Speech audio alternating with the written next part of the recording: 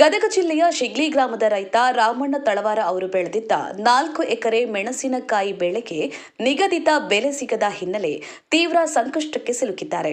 ಹಲವು ತಿಂಗಳ ಪರಿಶ್ರಮದಿಂದ ಬೆಳೆದಿದ್ದ ಮೆಣಸಿನಕಾಯಿ ಬೆಳೆ ಮಾರುಕಟ್ಟೆಯಲ್ಲಿ ಬೆಲೆ ಕುಸಿತದಿಂದ ನಷ್ಟಕ್ಕೆ ಗುರಿಯಾಗಿದೆ ಎಂದು ರೈತರು ಆಕ್ರೋಶ ವ್ಯಕ್ತಪಡಿಸಿದ್ದಾರೆ. ಸಾಲ ಮಾಡಿ ಬೆಳೆ ಬೆಳೆದಿದ್ದ ರೈತ ರಾಮಣ್ಣ ತಳವಾರ ಅವರಿಗೆ ಖರ್ಚು ಮಾಡಿದ ಹಣವೂ ಮರಳಿ ಬಾರದ ಸ್ಥಿತಿ ನಿರ್ಮಾಣವಾಗಿತ್ತು. ಬೇಸರಗೊಂಡ ಅವರು ತಮ್ಮ ಹೊಲದಲ್ಲಿದ್ದ ಎಲ್ಲಾ ಮೆಣಸಿನಕಾಯಿ ಬೆಳೆಯನ್ನ ಹರಿದು ಹಾಕಿದ್ದಾರೆ. ಈ ಘಟನೆ ರೈತರ ಸಂಕಷ್ಟದ ನಿಜ ಚಿತ್ರಣವಾಗಿತ್ತು. ಸರ್ಕಾರ ತಕ್ಷಣ ರೈತರ ಸಮಸ್ಯೆಗೆ ಸ್ಪಂದಿಸಿ ಸೂಕ್ತ ಬೆಂಬಲ ಬೆಲೆ ಹಾಗೂ ಪರಿಹಾರ ನೀಡಬೇಕು ಎಂದು ಸ್ಥಳೀಯರು ಒತ್ತಾಯಿಸಿದ್ದಾರೆ.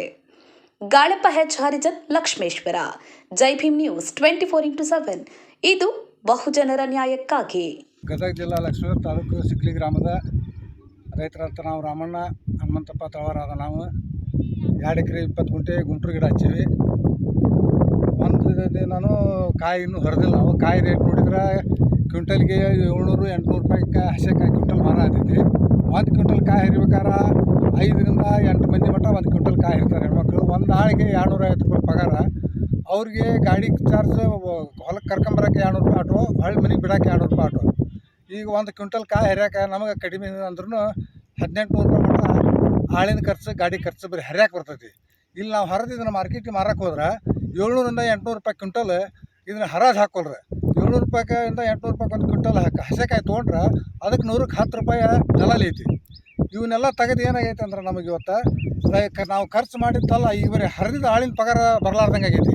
ಈಗ ನಾವು ಹಸೆಕಾಯಿ ನೋಡಿದ್ರೆ ಒಂದು ಹೊರದಿಲ್ಲ. ಇಲ್ಲಿ ನನ್ನ ಕೈಯಾಗೆ ಗಿಡ ಅದಾವು ಎಲ್ಲ ಐತಿ. ಓಟ್ ಹೊಲ ನಾವು ಹರಿ ಆರ್ಸಾಕೈತಿ, ದುಂಡುಗೆ ಹಾಕೈತಿ. ಈ ದುಂಡುಗೆ ಹರಗಕ್ಕೆ ಆರ್ಸಕ್ಕೆ ಇದಕ್ಕೆ ನಮಗೆ ಈಗ ಎಕರೆಗೆ 3-4 ಸಾವಿರ ರೂಪಾಯಿ ಖರ್ಚು ಬರತೈತಿ. ಇದಿಷ್ಟ ಮಾಡಿದ ಖರ್ಚಂತೂ ಒಂದು ಎಕರೆಗೆ 1 ಲಕ್ಷದಿಂದ 1.5 ಲಕ್ಷ ರೂಪಾಯಿ ಖರ್ಚು ಬಂದೈತಿ. ಈಗ 2 ಎಕರೆ 15 ಗುಂಟೆ ಅಂದ್ರೆ ನಮ್ದು 2.5 ಲಕ್ಷ ರೂಪಾಯಿ ತನಕ ಖರ್ಚು ಬಂದೈತಿ. ನಾವು ನೋಡಿದ್ರೆ ಕಾಯಿ ಮೊನ್ನೆ 2 ದಿನ ಹರ್ಕೊಂಡು ಹೋದ್ರೆ 600-700 ರೂಪಾಯಿ ಕ್ವಿಂಟಲ್ ಅದು. ಹಿಂಗಾಗಿ ಹರಿಯೋದು ಬಿಟ್ಬಿಟ್ಟಿವಿ ನಾವೀಗ. ಓಟ್ ಹೊಲನ ಹರಿಗೆ ನಾವು ರೈತರೆಲ್ಲ ಕಂಗಾಲಾಗಿ ಲಾಸ್ ಆಗೀವಿ ನಾವೀಗ. ನಮಗೆ ಇದಕ್ಕೆ ಏನಾರ ಗೌರ್ಮೆಂಟಿಂದ ನಮಗೆ ರೈತರಿಗೆ ಇದಕ್ಕೆ ಅನುಕೂಲ ಮಾಡಿಕೊಡ್ಬೇಕಂತೇಳಿ ನಾವು ಅವ್ರ ಕಡೆ ಕಳಕಳಿಯಿಂದ ವಿನಂತಿ ಮಾಡಿಕೊಡ್ತೀವಿ.